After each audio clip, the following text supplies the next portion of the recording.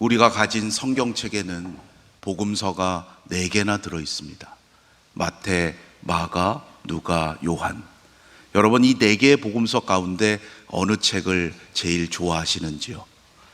복음서를 읽다 보면 조금 더 끌리는 책이 누구나 있기 마련입니다. 지난해 가을 학기에 트리니티 성경 공부 과정에서 공관복음을 공부했습니다. 마태, 마가, 누가 중에서 어느 책을 제일 좋아하십니까? 물었더니 다 다르시더라고요. 그런데 여기에는 이유가 있습니다. 복음서마다 들려주고자 했던 대상이 다 달랐고요. 그에 따라서 복음서의 저자가 강조하고자 하는 바가 달랐기 때문입니다. 예수가 그리스도이심을 전하고자 하는 목적은 물론 같았지만 그것을 전하는 방식에 있어서의 차이가 우리가 가지고 있는 이 복음서의 다양성을 만들어냈습니다. 왜 복음서가 4개씩이나 있어서 헷갈리게 합니까? 이렇게 불평하지 마시고요.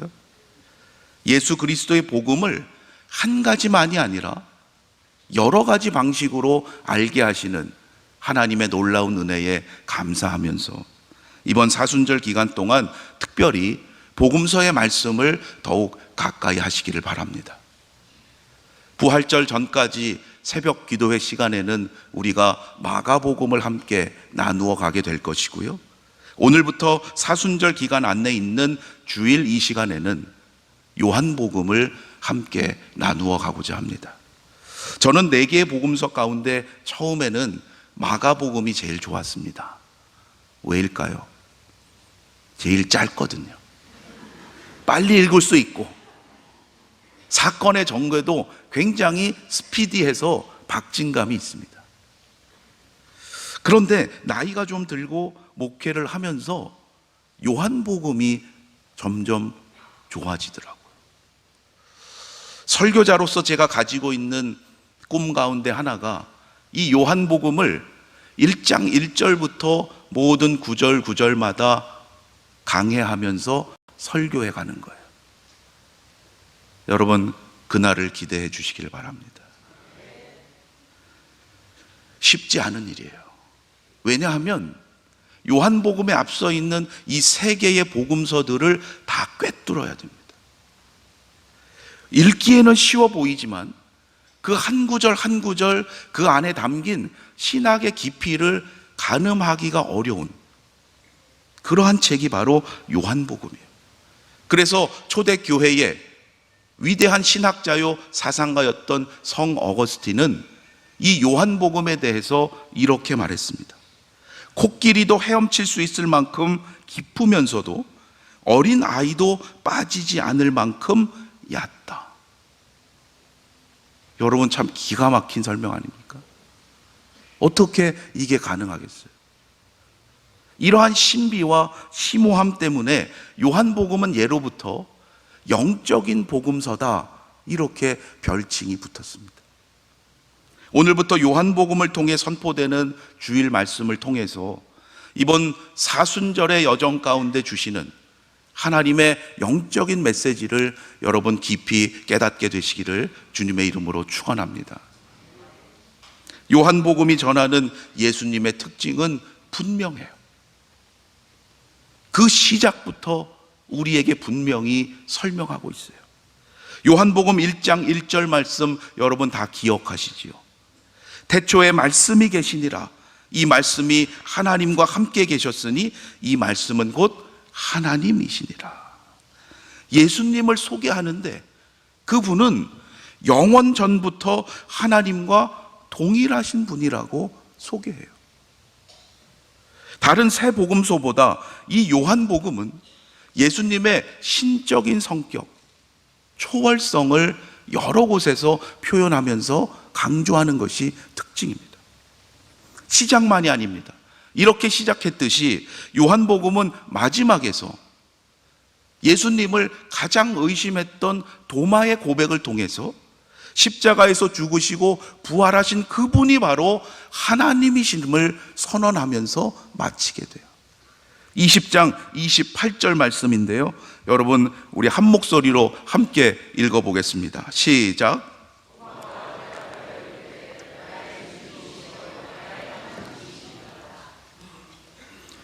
시작에서부터 끝까지 예수 그리스도가 우리를 위해서 십자가를 지신 그분이 바로 하나님이심을 증언하는 거예요.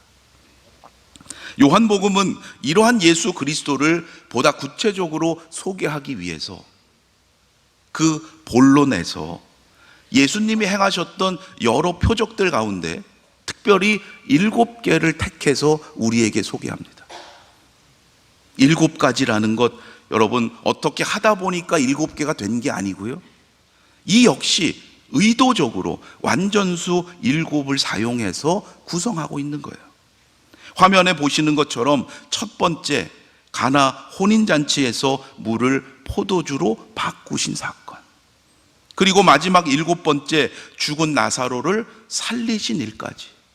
아마 어느 정도 신앙생활을 하신 분이라면 이 예수님의 표적에 대한 말씀을 다 들어보셨을 거예요. 그런데 여러분, 이 놀라운 이적의 사건들이 요한복음에 어디에 들어있는지 그 본문을 한번 관심해 보시길 바라요. 요한복음의 전반부인 2장부터 11장까지에만 집중적으로 들어있습니다. 요한복음이 21장까지 되어 있어요.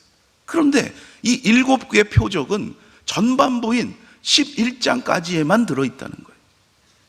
왜 그럴까요? 이 표적이 나타내고자 하는 궁극적인 영적인 의미가 있기 때문이에요. 예수님께서 병든 자를 고쳐주셨다, 단순히 이것을 말하고자 함이 아닙니다. 이 표적은 단순히 육신의 질병을 치유하시고 회복하신 사건만 전하는 것이 아니라 그것을 통해서 예수님이 누구신지를 드러내실 목적으로 행하신 기적이기 때문에 표적이 되는 거예요. 그래서 이러한 표적의 사건들에는 예수님을 전하기 위한 증언자들이 항상 동반됩니다. 그들을 통해서 예수님이 하나님의 아들이시고 메시아라는 것을 사람들로부터 믿게 하고, 그 믿음을 통해서 모든 이들이 영생을 얻도록 하는 것이 바로 요한복음을 기록한 목적이기 때문이에요. 오늘의 본문인 12장은 따라서 요한복음 전체에 있어서 구조적으로 매우 중요한 위치에 있습니다. 2장부터 시작되었던 7개의 표적에 대한 소개가 이제 다 끝났어요. 그러면 이제부터 무엇이 남은 겁니까? 그 표적들이 나타내는 바, 하나님의 아들이시오 메시아로서의 역할을 이제 예수님께서 온전히 이루어 가시는 일만 남은 거예요. 그리스도로 예수님의 생애 마지막 한 주간이 시작되는 것, 그곳이 바로 요한복음 12장 오늘의 말씀입니다. 우리는 12장부터 앞으로 요한복음의 말씀을 통해서 예수님께서 마지막 한 주간 동안 어떠한 일을 행하셨고 어떠한 말씀을 행하셨는지를 상세하게 보게 될 거예요. 요한복음이 모두 21장까지로 되어 있다는 것을 생각하면 12장부터 마지막까지 무려 절반 가까이를 예수님의 공생의 3년의 기간 중에 마지막 한 주간을 전하고 있다는 것을 생각하면 여러분, 이것이 얼마나 중요한 것인지를 우리가 깨달을 수 있습니다. 12장을 시작하는 첫 구절에 보면 예수님의 이 마지막 여정이 언제 어디에서 시작되고 있는지를 분명히 알 수 있어요. 6월절 엿새 전에 예수께서 베다니에 이르시니 이곳은 예수께서 죽은 자 가운데서 살리신 나사로가 있는 곳이라. 예수님께서 다시 베드로의 베다니에 오셨어요. 다시라고 말할 수 있는 이유도 이미 이 구절에 들어있죠. 앞서 7개 표적을 소개하는 표에서 보셨던 것처럼 예수님은 앞서 죽었던 나사로를 살리신 일이 있는데 그곳이 바로 베다니였습니다. 그리고 여러분, 또 어떤 일이 있었습니까? 마르다와 마리아의 신경전이 벌어졌던 사건 기억하시죠? 지난달에 누가복음이 전하는 복 있는 사람을 주제로 함께 살펴보았던 그 사건 역시 베다니에서 있었던 일이에요. 이처럼 예수님은 이미 여러 차례 베다니를 다녀가셨습니다. 그런데 예수님은 너무나도 중요한 마지막 한 주간의 여정을 시작하시면서 또다시 베다니에 오신 거예요. 이미 여러 번 오셨는데, 이미 말씀도 가르치셨는데 가르치지 못하신 부족한 데 가지 아니하시고 여러분 베다니에 또 오셨어요. 왜 그러셨을까요? 왜 다시 이곳을 찾으셨을까요? 생명의 은인이시니까 그 사람들에게 뭔가 마지막으로 특별한 것 받고자 기대하셨을까요? 이미 그곳에는 예수님의 명성을 알고 있는 이들이 많으니까 더 큰 환호를 받기를 기대하셨을까요? 아니죠. 베단이라는 말은 벳아니의 합성어예요. 여러분 벳이라는 뜻 아시죠? 벳엘 무슨 뜻이에요? 엘은 하나님이고 벳엘 하면 하나님의 집이에요. 벳아니는 가난한 사람들의 집, 고통 가운데 있는 사람들의 집이라는 뜻입니다. 그 이름대로 베다니는 하루하루 힘겹게 살아가는 자들의 초라한 동네예요. 당시 감람산 남동쪽 비탈진 곳에 자리하고 있었는데 풍요하고는 거리가 먼 곤궁 가운데 있던 사람들이 옹기종기 모여 사는 동네가 베단이었어요. 마치 옛날 성문 밖 첫 동네였던 애오게처럼 예루살렘 성에 들어가지 못하는 사람들이 성 밖 가까운 곳에 모여 살았던 동네가 베단이었어요. 오늘의 본문 8절에 보면 예수님께서 가룟 유다를 책망하실 때 하신 말씀이 있죠. 가난한 자들은 항상 너희와 함께 있을 것이다. 그러한 동네가 베단이었어요. 여러분 왜 예수님께서 이렇게 말씀하셨는지 이제 이해가 되실 거예요. 그야말로 가난한 자들이 함께 항상 있을 수밖에 없는 그 동네를 예수님은 너무나 귀한 마지막 여정을 시작하는 첫 장소로 택하신 거예요. 마지막 십자가를 지시기 위해서 예루살렘을 향해 가시면서 예수님은 끝까지 그 가난한 자들을 찾아가셨던 거예요. 여러분, 예수님의 제자로서 우리가 찾아가야 할 곳이 바로 이러한 곳입니다. 오늘 이 시대의 베다니는 어디입니까? 우리가 그것을 관심해야 돼요. 그곳은 사랑을 받고 선물을 받고 은혜를 받아도 다시 갚을 수 없는 사람들이에요. 그곳에 찾아가서 복음을 전하고 예수님의 사랑을 전하는 것이 주님의 제자된 우리의 사명이에요. 오늘 이 시대의 베다니를 찾아가서 그들에게 이 놀라운 예수님을 알게 하고 주님의 사랑을 전하는 우리 아연 공동체가 되기를 간절히 소망합니다. 예수님께서 다시 베다니에 도착하신 때도 나오죠. 6월절 엿새 전이라. 6월절이 금요일 저녁부터 시작이 되니까 계산해 보면 그 전주 토요일 저녁쯤 되는 겁니다. 이것은 물론 그러한 물리적인 시간을 나타내는 것이기도 하지만 요한복음은 영적인 책이라 그랬어요. 이 단어 하나에도 우리에게 전하고자 하는 영적인 메시지를 발견해야 돼요. 요한복음은 엿새 6이라는 숫자를 통해서 이제부터 시작되는 예수님의 마지막 여정이 내포하고 있는 영적인 의미를 전하고 있어요. 하나님께서 태초에 6일 동안 창조의 일을 하시고 안식하셨던 것처럼 이제 예수님께서 마지막 한 주간의 일을 시작하시는데 엿새 동안 이 땅에서 새로운 창조의 일을 행하실 것임을 암시하고 있는 겁니다. 이러한 영적인 의미는 예수님께서 베다니에 다시 들어가셨을 때 일어나게 되는 일들을 통해서 우리가 더욱 분명히 깨닫게 돼요. 예수님께서 다시 베다니에 들어가셨을 때 어떠한 일들이 일어나게 되는가? 먼저 2절 말씀에서 이렇게 전하고 있습니다. 여러분 2절 말씀 다시 한번 함께 봉독하겠습니다. 시작.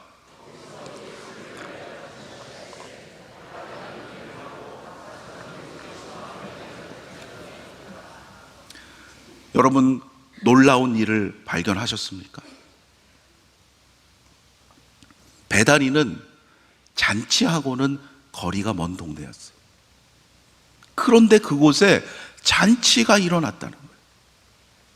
가난과 궁핍 가운데 살아가는 이들이 어떻게 잔치를 벌입니까? 잔치는커녕 따뜻한 밥 한 끼 먹기 어려운 그들 가운데 예수님께서 가셨을 때 놀라운 기쁨의 잔치가 열리게 되었다는 거예요. 앞서 보았던 요한이 전하는 7개의 표적들 가운데 첫 번째가 무엇이었습니까? 첫 번째 표적이 무엇입니까? 가나 혼인 잔치였어요. 예수님은 공생애를 시작하실 때 잔치의 자리에서 시작하셨던 것처럼 이 마지막 중요한 한 주간의 여정을 시작하실 때도 잔치로 시작하셨어요. 여러분, 우리 그리스도인의 삶이 이러한 잔치같이 돼야 돼요. 나를 위한 잔치가 아니죠. 하나님께서 우리에게 주신 은혜로 말미암아 잔치를 벌일 수 없는 그곳에, 고통과 아픔만이 있는 그곳에 우리 그리스도인이 감으로 인해서 놀라운 기쁨의 잔치가 회복되어야 한다는 거예요. 주님과 함께 하기에 가능한 일입니다. 여러분, 나에게 있는 것을 내 것이라고 여기면 어떻게 그들에게 줄 수 있겠어요? 오직 하나님의 은혜임을 고백하는 자만이 주님의 함께 하심으로 말미암아 그곳에서 주님의 사랑을 베풀 수 있게 되는 거예요. 여러분이 가는 곳곳마다 이러한 놀라운 기쁨의 잔치가 다시금 회복되는 거룩한 역사가 있게 되기를 주님의 이름으로 축원합니다. 여러분, 사순절의 기간이 그저 내가 골방에 앉아서 조용히 기도만 하고 있는 게 아니에요. 내게 주신 하나님의 은혜를 다시금 기억하고 기뻐할 수 없는 그들에게 참된 기쁨을 전하고 주님의 사랑을 나누는 그러한 사순절이 되기를 간절히 소망합니다. 나그네와 이방인도 언제든지 편히 와서 함께 할 수 있어야 돼요. 그것이 바로 진정한 잔치의 삶을 살아가는 믿음의 성도이기 때문에 그러할 때 우리는 이 땅에서 하늘나라의 삶을, 그 기쁨을 미리 맛볼 수 있게 되는 것이고, 여러분, 이 땅에서 믿음의 그 훈련을 통해서 장차 하늘나라에서 벌어질 영원한 잔치의 기쁨으로 동참하는 자가 될 수 있는 거예요. 여러분, 이 땅에서 내 것이라고 움켜쥐고 있다가 하늘나라의 그 잔치에 가서 여러분 어떻게 참여하시겠습니까? 이 땅에서 훈련받고 그 잔치를 미리 맛보고 살아가야 돼요. 전혀 예상치 못한 베다니의 이 잔치에서도 마르다와 마리아의 이 서로 다른 성향이 여실히 드러나죠. 언니 마르다는 앞서 그들의 집에 예수님을 영접했을 때와 마찬가지로 예수님과 다른 사람들을 대접하는 일을 감당합니다. 그런데 동생 마리아는 어떻습니까? 이번에도 자신이 하고 싶은 대로 해요. 이번에는 예수님의 말씀만 듣고 있는 것이 아니라 지난번에 예수님의 말씀을 듣고 내가 이미 결심하고 결단했다는 듯이 주저함 없이 큰 일을 벌여요. 지극히 비싼 향유를 가져다가 예수님의 발에 다 붓습니다. 그리고는 자기의 머리털로 예수님의 발을 닦아드려요. 이 동일한 사건이 마태복음과 마가복음에도 기록되어 있는데요, 한 가지 차이점이 있어요. 마태와 마가에서는 이 여인이 예수님의 머리에 향유를 부어요. 그리고 그것으로 끝이에요. 머리에 붓는 것 다음에 다른 행동이 나오지 않습니다. 그런데 오늘 이 요한복음에 보면 마리아가 예수님의 발에다 향유를 붓고 이어서 종이 주인의 발을 닦아드리듯이 그녀의 머리털로 예수님의 더러워진 발을 닦는 것을 우리에게 보여줘요. 여기에도 요한이 전하고자 하는 영적인 메시지가 있습니다. 마리아가 예수님께 단지 물질적으로만 귀한 것 드린 것이 아니라는 거예요. 거기에는 예수님을 향한 마리아의 고귀한 사랑의 경외심을 발견하게 됩니다. 여인으로서 사람들 앞에서 머리를 풀고 그 발을 자신의 머리털로 닦는다는 것은 생각하기 어려운, 아마 수치스러운 일이에요.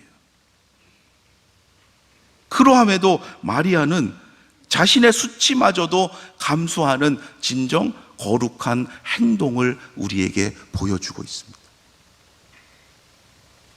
예수님을 향한 우리의 사랑도 여러분 그저 마음으로만 갖고 있어서는 안 됩니다.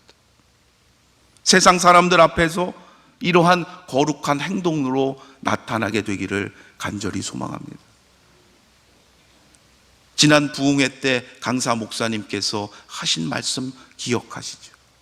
세상은 우리를 통해서 하나님을 보는 거예요.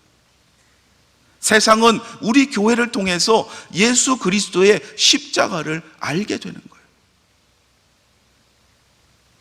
예수님께 우리의 가장 귀한 것을 드리는 것이 아깝지 않다는 것을 여러분 사람들에게 보여주어야 한다는 거예요. 여러분 그러할 때 하나님의 놀라운 회복과 구원의 역사가 있게 될 줄로 믿습니다. 이 거룩한 순간에 예수님의 죽음에 기여하게 될 가룟 유다가 등장하죠. 마리아의 그 마음과는 너무나 대조가 돼요. 마리아는 그 거룩한 행동을 통해서 예수님을 경배하는데 가룟 유다는 그녀의 행동을 오직 물질적인 기준에서 판단합니다. 이 향유를 어찌하여 300데나리온에 팔아 가난한 자들에게 주지 아니하였느냐? 언뜻 듣기에는 그럴싸합니다. 그 귀한 것 좀 잘 계획해서 많은 사람들에게 유익이 되게 하지, 그거 잠깐 발에다 부어버리느냐? 300데나리온이면 당시 일꾼들의 하루 품삯이 1데나리온이었으니까 1년치 연봉에 해당하는 굉장히 큰 금액이에요. 그런데 이것을 너무 성급하게 사용해서 겨우 발에다 부어버리고 말았다고 비판하는 거예요. 여러분, 마리아도 그 향유가 얼마나 귀한 것인지를 몰랐겠습니까? 너무나 잘 알았겠죠. 베다니에 가난한 처녀라고 멸시받지 않고 어엿하게 시집 갈 수 있는 아마 그녀의 마지막 보루 희망이었을 거예요. 귀한 가치가 있는 것임을 누구보다 잘 알았을 거예요. 그런데도 가룟 유다는 지금 마리아가 왜 어떻게 해서 이러한 행동을 하게 되었는지에는 관심하지 않아요. 오직 자기의 기준대로, 자기의 생각대로 가난한 자들을 내세우기는 하지만, 명분은 그럴듯하지만 예수님보다 나는 돈을 더 생각하고 있다는 그러한 관심을 나타내고 만 거예요. 가난한 베다니의 마리아가 이 귀한 향유를 마련하기까지 그의 삶이 어떠했겠습니까? 하나하나 아끼고 치열하게 살면서 마련했을 거예요. 마리아는 자기 헌신을 넘어서 자기 소유의 전부를 예수님께 드렸던 거죠. 마리아의 이 거룩한 헌신은 놀라운 변화를 이루어냈습니다. 가난한 자들의 동네 베다니에서 벌어졌던 그저 뜻밖의 잔치에 불과할 수 있었지만, 이 마리아의 헌신을 통해서 모든 이들을 위한 예수님의 회복과 구원의 여정이 시작되는 가장 귀한 잔치가 되었어요. 하나님은 오늘도 우리의 거룩한 헌신을 통해서 이 세상을 변화시켜 가십니다. 하나님께 드리는 우리의 귀한 헌신을 통해서 회복과 구원의 역사를 이루어 가십니다. 여러분, 하나님께서 우리 각자에게 너무나도 귀한 은사를 다 주셨어요. 여러분, 그 은사를 다른 사람들과 비교하면서 자랑하거나 낙심하지 마시고, 하나님께서 나에게 주신 은사에 감사하면서 하나님 보내시는 그 자리에서 여러분이 드릴 수 있는 가장 귀한 헌신을 하나님께 하실 수 있기를 바랍니다. 나사로가 바로 이것을 우리에게 보여주는 거예요. 나사로가 그 자리에서 무엇을 했습니까? 나사로가 한 거 아무것도 없어요. 다시 살리심을 받고 예수님과 함께 한 것뿐이에요.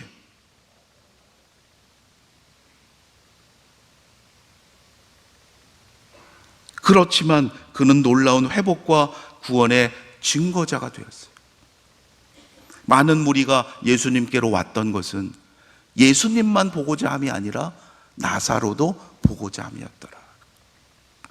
나사로 때문에 많은 유대인들이 예수님을 믿게 되었던 것처럼 저와 여러분을 통해서 세상이 하나님을 알게 되고 예수 그리스도를 믿게 되기를 주님의 이름으로 축원합니다. 그 일을 위해서 하나님은 우리에게 은사를 주신 거예요. 여러분, 어떠한 상황 가운데 있든지 그 무엇도 우리를 하나님의 사랑으로부터 끊을 수 없다는 것을 사람들에게 보여주시기를 바랍니다. 예배할 수 없는 상황이라고 생각될 때에도 어떻게 예배 드릴 수 있는가? 실패라고 하는 그 자리에서도 어떻게 하나님을 찬양할 수 있는가? 여러분, 그것이 하나님께 드릴 수 있는 귀한 헌신이에요. 우리가 하나님께서 베푸신 은혜를 잊지 않고 끝까지 주님과 함께 살아갈 때 우리를 향해서 세우신 하나님의 회복과 구원의 역사가 반드시 이루어질 줄로 믿습니다. 이 믿음을 가지고 이번 사순절 동안 하나님께서 나에게 원하시는 거룩한 행동이 무엇일지, 하나님이 기뻐하시는 거룩한 헌신이 무엇일지를 다시금 깨달아 가시고 여러분의 삶 가운데 진정 하늘나라의 잔치가 열리게 되기를 주님의 이름으로 축원합니다. 기도드리겠습니다. 하나님, 저희들을 사랑하셔서 사순절 첫 번째 주일 말씀을 통해서 예수님의 회복과 구원의 여정에 초대해 주심을 감사합니다. 지금까지 베풀어 주신 하나님의 그 은혜를 잊지 않게 하시고 어떠한 상황 속에서도 끝까지 주님과 함께 살아가게 하셔서 우리를 통한 하나님의 회복과 구원의 역사가 이루어지게 하시고 많은 이들이 하나님을 알게 하시고 예수 그리스도를 믿는 놀라운 역사가 있게 하여 주시옵소서. 끝까지 우리의 여정을 인도하여 주시기를 원하옵고 우리 주 예수 그리스도의 이름으로 기도드립니다. 아멘.